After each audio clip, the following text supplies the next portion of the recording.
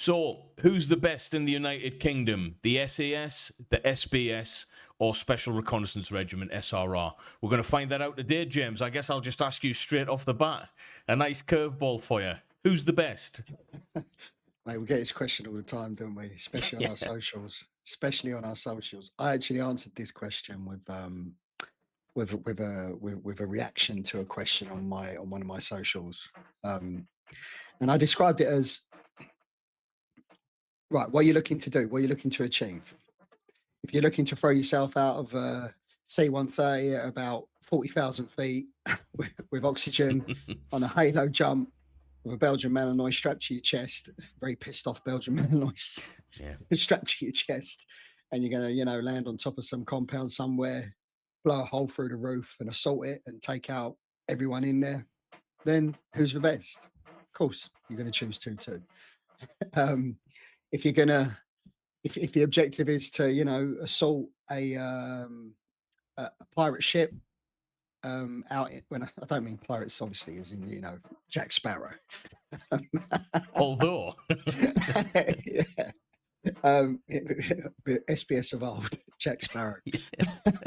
yeah, the old pool lads, catching Captain Hook and stuff.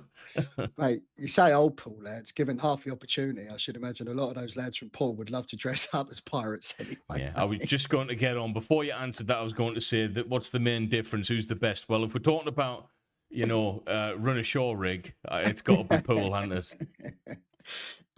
But yeah, so look, if you're looking to assault, do a maritime operation where you're looking to assault a pirate ship, or some ship's been taken over by pirates, and you got to insert by water covertly, and then you're going to scale the side of that ship, and then you're going to get on that ship and you're going to take everything out. Then hey, who's the best? You're going to choose the SBS. If the objective is to go behind enemy lines covertly under the cover of darkness, or blending in as one of the members of the of the environment you're working in, gather intelligence, either by physical or technical means, get in and out with no one ever knowing you was there, or even being aware of you being there, or leaving no sign or footprint, then you're going to choose the SRR. So that question of who's the best, they're all the best at what they do. Yeah. I mean, it's one of those, isn't it? My dad's bigger than your dad. But if we look at it like I think the thing that most people forget is that those that are operating at this level, normally, I say normally because there is exemptions to this, they're quite clued up, they're quite smart individuals. Like outside of the military, they're probably also doing quite well. And again, there'll be some outliers, but normally I've found the lads that I've met, the friends that I've got in different parts of UKSF, they're all quite switched on. All right, Yeah, and it's definitely a trait. It's definitely a trait of an SF operator, whatever part of the group you're in. It's definitely a trait that they've got a little bit more savvy. That's one of the reasons why they're there. Yeah. So with that being said, this debate doesn't really exist in their realms. It certainly wasn't within your. I mean, probably to a degree when you're fighting over tasks and stuff, I'd imagine. But when you're on task doing what you do, I mean, I'd imagine it all works seamlessly because everyone's good at what they do for a reason, and like no one's arguing over what you're doing when you're doing it. I mean, listen, I never had any desire whatsoever to throw myself out the plane at a stupid height, and when I went SF, or I chose to go SRR, the desire, for what regiment I was going to go for wasn't primarily driven by kinetic smashing things up operations. You know what I mean? It was now driven by a more covert world, and that's why. But it was driven by a lust for the information, or the experience of that more covert world, and that's why I went for the SRR. So, just a quick question on that: when you're in, you're badged, you've done it, you got your lid, you're absolutely content with what you're doing. There's no, oh man, and you're working alongside these guys, seeing what they're doing. There's no like, I wish I'd jumped ship and did that instead. You're like, no, this is exactly where I need to be, want to be, type thing. Yeah, Yeah, well, especially when I was with the SRR, the work we yeah. were doing, it was a very, very busy time in the military. It And was a did you very, very notice that busy. with other individuals as well within? So would you see someone from Hereford or Poole more than happy with where they are as well? Like they weren't too Yeah, bothered about jumping ship either. yeah. Well, I mean, we would have guys from Hereford and Paul attached to us. They'd come and do our course, and then they'd spend a number of years with us and go on operations with us. And they had a great time. I've again mentioned this in some of my other socials where I gave you a description of one theatre I was working in particular. Took a couple of SBS guys out on the operation with us, and when they came back through the door, I mean, I can pretty much remember it clear as day. Mm. A guy walking through the door and going, "How the hell have you guys got this work? This work is Gucci and Ali as hell. This is like what? This should be our work now." Mm. Now, that's where when you were speaking about, there's no, "Oh, we're better than you, we're better than you." Yeah, That's where that was creeping in a bit. Hang on a really. second, you guys shouldn't have this work. We should have this work because we're the better SF regiment. That's how it came across. That's how it Right. came across. That's But interesting.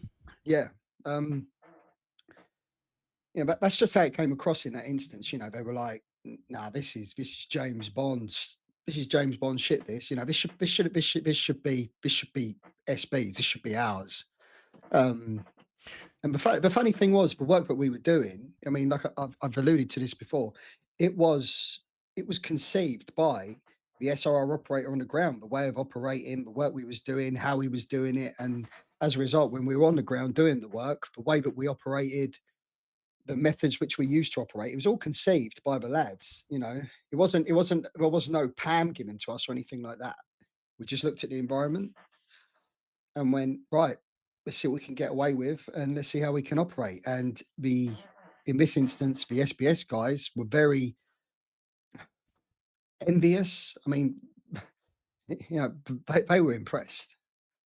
Um, Impressed, envious. I mean, that's not a negative thing either. Like, no, I've looked at different regiments and units when I was a part of the Marines and went, wow, that looks pretty cool. I've always been very envious of, believe it or not, the paratroopers. I think the paratroopers, as much as there's a lot of banter, granted, but after you've done a couple of years, that kind of subsides a bit. You mature a bit, and you're like, I always loved what the Paras did. I like the aggressiveness that they brought to the party. That straight yeah, through the middle, full frontal assault type of attitude. I like that. yeah, it's got a place, hasn't it? Yeah, definitely. We need blokes like that. Not too many, mind, but there's definitely a place. Well, But you imagine that with Paras, that full frontal assault type of attitude, and then you take that to the next level, which is Paras typically go to SAS, Hereford, yeah, and then you are fine tuning that assault mode. You're specializing in that assault mode. You're adding extra pieces of kit and dynamic, and you're training that very an absolute aggressive. killing machine. And do you know what? But doesn't that kind of link into that last one we did? One of the podcasts we did when we were talking about, or what was it? Reaction to the uh, to the newsreel Mm, of the how do we describe? The yeah, what is it? I want to use the right word. yeah. I know what you.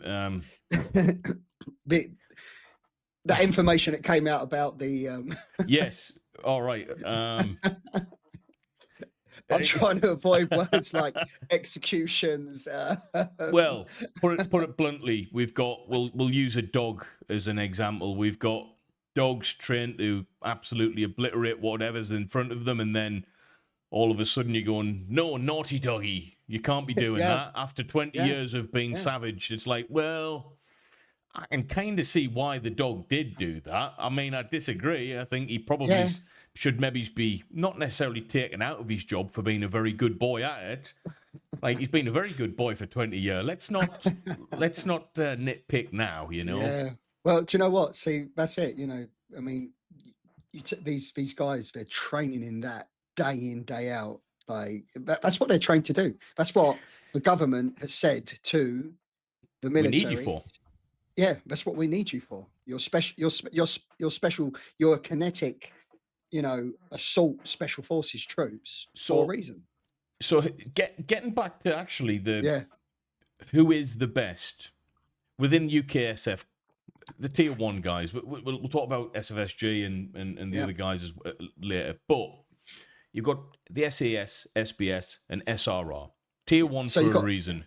And who is the best? I guess it can be answered really easily. Like they're all very good at what they do. Okay, let's look at what they do specifically and see who's the best at that. So let's just go real simple. You're doing counter-terrorism hostage stuff. Who would you say is the best at that? Quite this is simply. this is an opinion now, isn't it? Yeah, but let's get My into my it. my, my opinion. My opinion. Okay. Yeah. Um, those two guys. I Yeah, would. yeah, That's what yeah. I would have said as well. Yeah. Listen, I got a huge amount of time for those two guys. I work with a lot of two guys. Admittedly, when the two guys came to work with me or support some of the operations that I was doing, I know that's going to rile them. We don't support you. Um, when they were Yeah. supporting some of the operations that I did for the, me doing SRR carries out the find and fix and a finish. We're not gonna finish. I'm not a finishing soldier. That's not what I was trained to do. As a bootnecking part, yeah, I've been in a lot of contacts out in the Sangin Valley, Herrick 7, Mm, Helmand Province. the old But gravel type belly type stuff. but if you're talking like acute definitive planned operations with an end game that is going to happen within hours, like hours, not a contact that could last 12 hours. Sometimes you might be shooting each other for 21 days, which we've Mm, done. You're talking like, right, we're going out, this is the strike mission, ops. it's a strike ops. I'm not going to sit there and say, well, yeah, we should do the finish part of it. That's not what my training's for. My training is for the find and fix element. So when it comes down to that I mean, I work with a lot of the two guys, and when I was working with them, they tend to be the more older, senior, um, a bit more long in the tooth guys that came along to do bits with us. Which just Um, shows just how much of a mature environment SRI is then, if they're sending them guys. It I requires think, that little bit more, a little bit more of an old and bold, skilled guy, as opposed to the young lad who's fresh out of, yeah, I don't want to say fresh out of the box, because he's probably done a bit of time as a bootneck, para, rifleman, whatever anyway. But a little bit more experience, probably is a bit more chilled out, you reckon? yeah, but the thing was, but they come. I mean, I was massively impressed with the two guys. I was impressed with the SBS guys, but for me, the two guys I work with, just for my opinion, from what I've been exposed to, the guys I've seen, the guys I've worked closely alongside, Mm. those two guys, they just they just shone. They just shone a bit more. And I don't know if we spoke about this before, and I don't know if it was because they almost didn't have that chip on their shoulder. Because listen, two in the SF world. Two rule the roost. Okay, they are the daddies. All right, they pretty much own that group, Hmm. um, and they have done for pretty much the duration of So UKSF. almost like an unofficial figurehead type thing. Like, Yeah, yeah. Um, they have the most influence. They have the most push. They have the most voice. So you imagine the SRR operator is like, you can have as much voice as you want. I really don't care because I'm carrying out my covert technical and physical surveillance operations on behalf of whatever agency is requesting it or whatever government is requesting it. That's what I'm doing. Okay, I'm happy in my world. I'm happy in my corner. Whereas the SBS guys, I mean, I just always got the impression that they were kind of fighting for that. No, no, no, no, no. I know they're SF, yeah, they're great, but no, no, no. We're SF as well because the two guys, they're just in your face. They're there, you know. The mm, regiment, the regiment has two has so hmm much presence there. so that Um, presence is kind of like I get it. So, in your opinion, in your exposure to, is made you came to the conclusion that just a little bit more something about them in that regard. Let's not call it better. Just No, something caught your eye in that I, regard. th- I think they just they let go of that chip on their shoulder because they didn't. They like we don't need to. I don't need to have that chip on my shoulder. I understand what you mean by that. I don't think lads will find too much offence by that. Now, for this reason, is I mean, it's largely SBS is largely unknown. If you were to say that to someone on the street about the SBS, that probably a large proportion of people still wouldn't have a clue who, what, Yeah, where, when, why. yeah, But you yeah, mentioned the SAS, and people know that it's yeah, ingrained yeah, into it's yeah. it's kind of like the Navy SEALs in America. Everyone loves the Navy SEALs. Everyone thinks they're the best because I mean everyone who's ever left the Navy SEALs is getting a film contract and sold the story. You Yeah, know, so it's like they're yeah. very famous for that reason. But are But they yeah, the best? Probably. I I mean, don't know. Delta Force would argue with that, wouldn't they? So Yeah, and I don't know much about the US Special Forces, but from what very little exposure I've had and what I do know, I would probably say that Delta maybe hold a little bit of a higher um, capability, a higher. I think, and again, I'm coming from little old bootneck here. Um, but from what my knowledge of it all, I would say that Delta unquestionably has a lot more. Well, definitely has a lot more presence because they're huge. There's a Yeah, lot more of them. A lot more budget thrown at them. They're allowed to do stuff and not really get wrong for it. Let's be honest. So there's a lot more freedom within the role. I say they, by default, have a better capability. Not necessarily a better individual. I don't think as good an individual as a UKSF guy anyway. But we're talking about the bigger picture here, you know. So, but what I was getting to, so hostage rescue, counter-terrorism type stuff. You're saying that the SAS kind of tipped that. Are we talking yeah. like on a 100-meter sprint? Are we talking like an absolute smashing, or we just literally photo finish type thing, or how close are we? Oh, no. Photo finish, mate. Yeah, photo finish. So Listen, do you understand where I'm yeah, going with yeah, that then? I do get, yeah. Listen, the SRR isn't even in this competition. Isn't even in this race. But right. They're not even in that race. No, Okay, not at all. right. Actually, hang on a second. I want to give people a kind of an understanding. Let's put them in the race. How do they do in terms of that counter-terrorism, hostage Hostage. rescue type stuff? Like you've just been given a task right now. Where do you guys fare in that? I know this is If very specific, but I'm going to get round to your stuff anyway. if if Tutu had just crossed the line of a 100-meter race, uh, SRR probably just stumbled at the block and tripped up. And tripped up. I'm And just that's trying to give people. listen. I come from a bootnet background. I'm trained in operator recovery, not hostage rescue, operator Mm, recovery. Where one of our because we work behind enemy lines, our operators have high chance of being snatched off the ground. That guy gets snatched. You have a tiny window to recover him, which is essentially the equivalent in some ways of a hostage rescue, isn't it? You know, mm. time sensitive, quick thinking, aggressiveness, get in there, get the person out. So Instead, you'll get what would you class that as? Sorry, then what would that be? that's operator recovery. Operator recovery. We're talking someone's in a prison somewhere, and I don't know, Or in a sandy. someone's been blown. They've been thrown. When I say blown, is they've been seen. Yeah, They've been identified. They're thrown into the back of a vehicle and they're taken off to a building somewhere. and that's what you guys would be right. You need to get all over that, then, yeah. Well, mate, you know, on that instance there, you're not going to sit there and call up 2-2 and wait for 2-2 to come from wherever they are. You have literally perhaps a golden that that that that that that snatched operator is going to be taken from location to location to location. And the more locations they get moved through, the less chance you've got of finding them. So let's use that as an example with the provisions as well in the restrictions of you've got to call people and everything else. 100-meter race. Where do you guys sit with everyone else in regards to that? What, as in the 100-meter race of operator recovery? Yes. Oh, I don't know because I don't know what training 2-2 guys do on operator recovery. The difference is So listen, let's sorry, Ryan, can I just say Mm. Tutu's whole training is probably about is probably about um, negating the need for operator recovery because Yeah. Yeah. because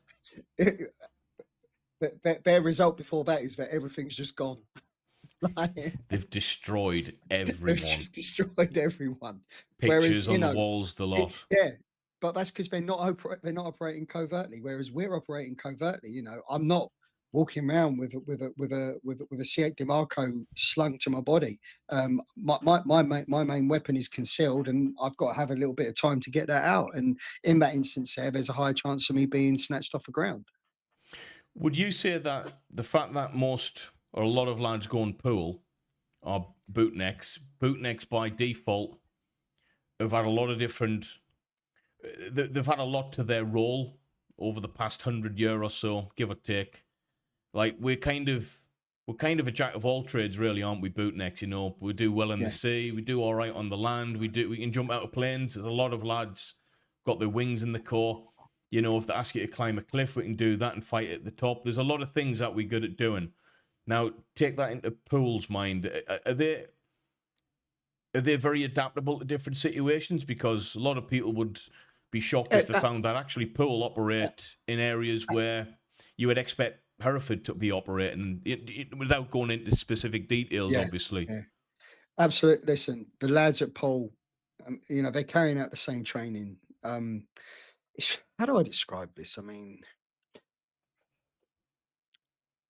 so listen, you're talking about a 100-meter race. Yeah, we've said that if it's a hostage rescue and Tutu just crossed the line, in my opinion, I will probably say that SB uh, you have to get the black and white camera out. It's a split fraction of a second behind, and SRR have stumbled out the block. Um, if you're talking about an assault on a ship taken over by pirates, then SB they've crossed the line first. You know, even though Tutu have got boat troop, uh, those SBS guys Day in, they're, day out. they're day in day out. Look where they're based. They're based down near the sea. I mean, they're out in that sea all the time, mate. Um, Arguably, I would say they've- that I mean, element of the job is as hard as any soldier and probably gets, bar mountain stuff. I and mean, can I also just say, from what I saw with the two guys, boat troop, because you've got boat, mobility, mountain, and air. The most sought after one, I believe, was either air or mobility. mm, Um, I would say after that, maybe mountain troop. But mountain troop, I mean, those qualifications you get out of that course, they are the best mountaineering qualifications in the world. But boat troop was the one that, from what I saw, most people wanted to avoid. So they don't have an affinity for water. They have no desire for the boat, for the water. Whereas the SBS guys, that's where they're at home. They're at home, aren't they? we're bred in the water, aren't we? Really, as bootnecks and stuff. Yeah, Yeah, yeah, you don't we're realize comfortable. that until you see like how others operate, and like we're not shy of water, are we? And No, it's not yeah, nice, but your stories of America, mate. it just anywhere in general where it didn't like rain, you Yeah, know. I mean, yeah, yeah, we do well in the rain, but that goes without saying, I think. So we've got reconnaissance, intelligence gathering. There'll be yep, elements of, I mean, even the core. There's elements of that, with the recce lads in a unit, all the way up to the higher end of the reconnaissance type stuff that the mountain leaders and snipers get involved with. Quite a high okay, level. yeah. Listen, I can see where you're going with this one, Ryan. But I mean, this is where I'm really bound because I start to kind of, would be going into the specific capabilities of the Hmm. SRR. But this word reconnaissance, I know that the SRR have got reconnaissance in their title, Yeah, right? Special Reconnaissance Regiment. But in the wider army and also the corps, that word reconnaissance, chalk and cheese. Are we talking here? y- yeah, yeah. Right. You have an understanding of reconnaissance from the wider army bootnet perspective. Yes. Now, the the the SRR's reconnaissance capability, it's a different ball game, Really? right? So you haven't even got anything to go off, really? No, it's a different ball game. Okay, Really? again. I'm so bound. I'm so Look, bound. we I'd we have. don't Do you have know to. what I'd have to do is I'd have to describe to you a typical kind of bootneck reconnaissance recce operators kind of exercise, what Mhm. they do, and then I'd describe to you an SRR special reconnaissance regiment operation, and you would be like, "Wow, but they're two different beasts." So my point actually, luckily we don't have to kind of get into breaking certain Yeah, informations and stuff anyway. What I was trying to kind of go down was, obviously you've added context by saying that anyway, how different yeah, it is. yeah, So in a 100-meter race, the whole SRR reconnaissance intelligence gathering type of thing, yeah, we've got other lads like probably coming from, recce units and recce, but branches within their respective units before even going SF, but they went Hereford or they went Poole. So you've got lads who understand it from the position of where yeah, I yeah, understand it yeah, from, right? yeah, Which is yeah, now yeah. I know extremely different to your understanding. Yep. With that in mind, and bearing in mind that they probably do their own type of stuff anyway, orientated around that, Yeah, yeah. at Regiment or Pool, where do they sit in a 100-meter race, would you say? Again, this is a complete role reversal. So whereas before with the hostage rescue, the SRR had stumbled out of the block and probably tripped up and fell flat on its face whilst 2-2 were crossing the line. Um, I would say 2-2 and SB are pretty much stumbled over each other at the beginning of the block, whilst SRR has just cruised over the line. Mm.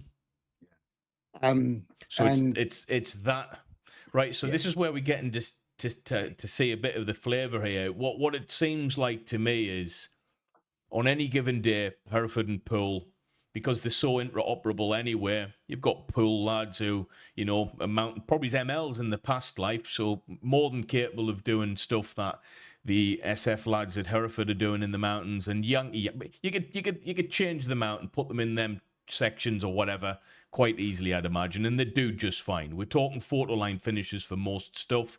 Could Hereford, raid an oil rig? Probably, absolutely. Do it very well.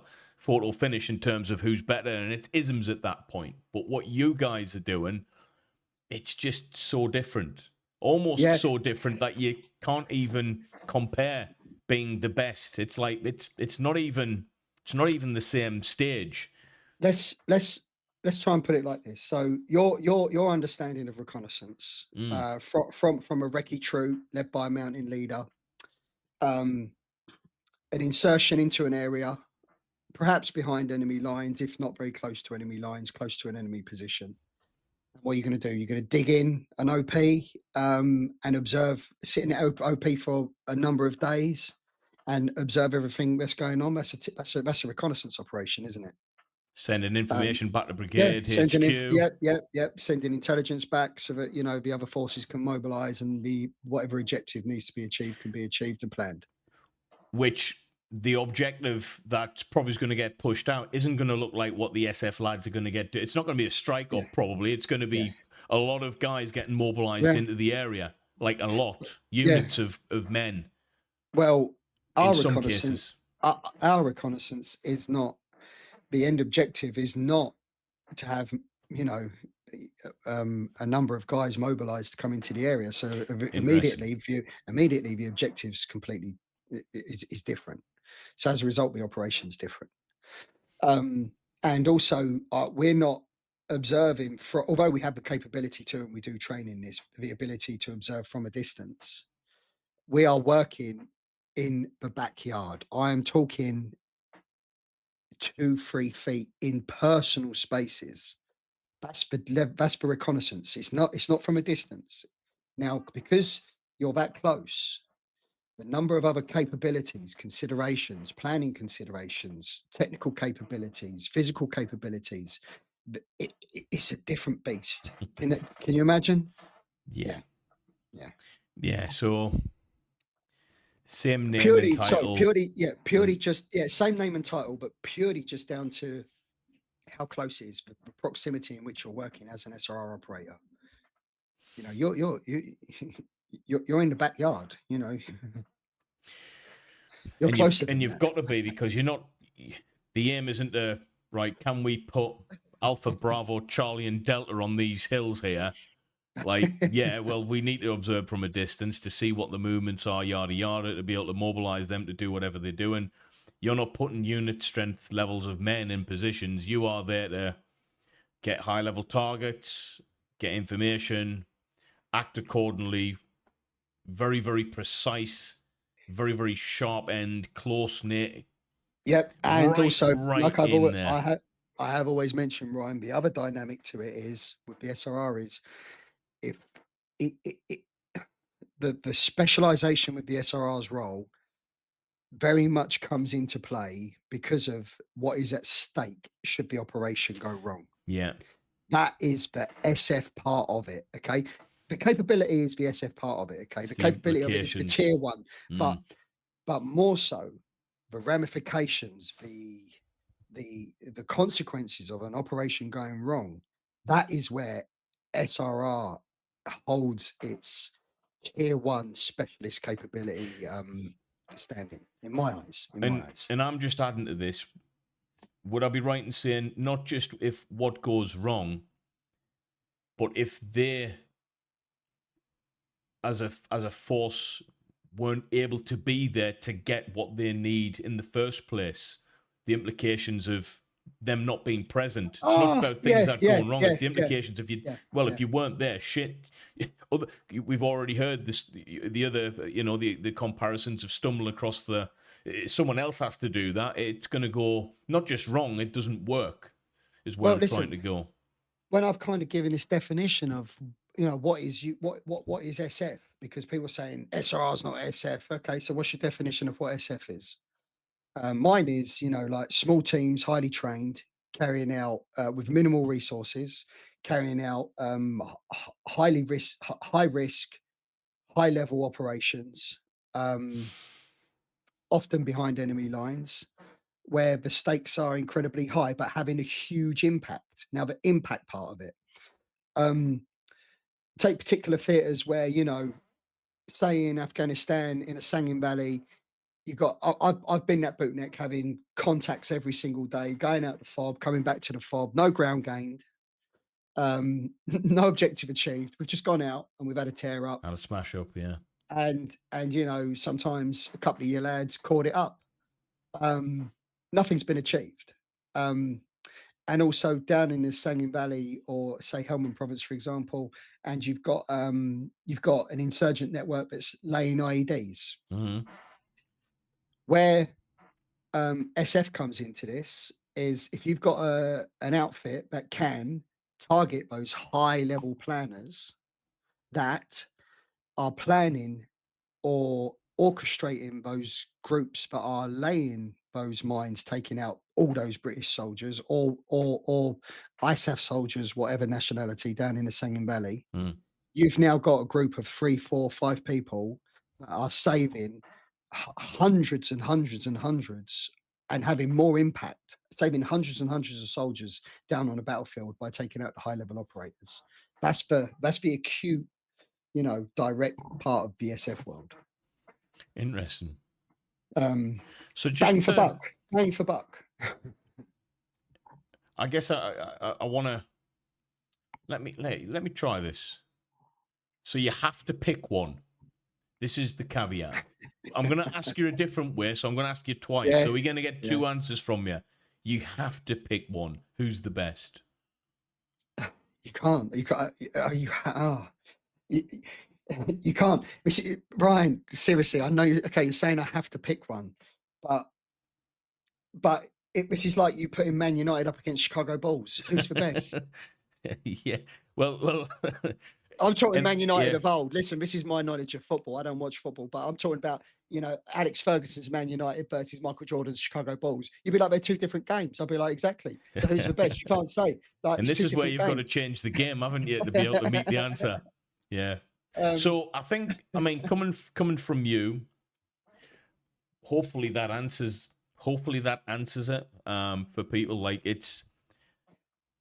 some answers do require a lot more context, and Yeah.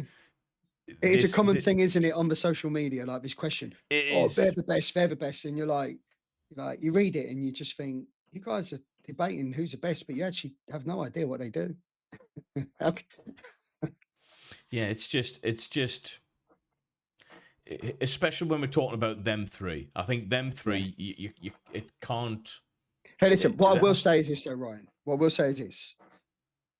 I can't tell you who's the best because they've got all different capabilities, okay? They are all the best at what they do in the world, okay? I can tell you that, right? The British tier one, UKSF is the best at what it does. But 2-2, they rule that environment. They rule the roost. They are the SF daddies, okay? whether people They like it or not. they have the clout, they have the voice, they can push around anyone they want in that group. Hmm. Um, you imagine in the corridors of power as you move up through the ranks, and you start to sit behind a desk and you start to become a planner and an advisor. Mm. You're no longer kicking doors in. You're no longer doing the covert operations. You're now there in your gilet with your chinos. Still got your Oakleys, the typical type. You know that look, Ryan, didn't you? Yeah, yeah. You're wearing your boat shoes with Boat shoes, your brown belt, brown belt, and the cream chinos, shirt is white tucked in. white shirt, and a I'm blue gilet. I'm dressed like that tomorrow on task. Jen.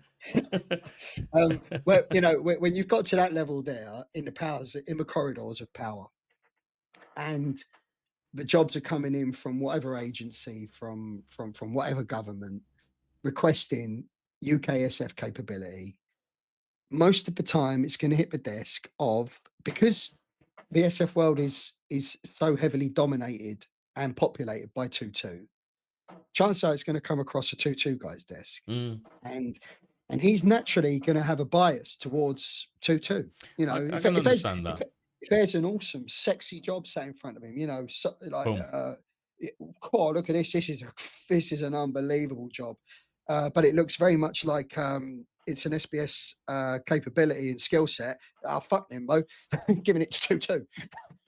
Like That's a modern day embassy siege, straight to Hereford. yeah, yeah. I mean, if it had SBS written all over it, because it was in the water and it was on a ship, but it was sexy as fuck, and it was really going to. But there'll be bias, and in that world, 2-2 rule the roost. All right, they run that group.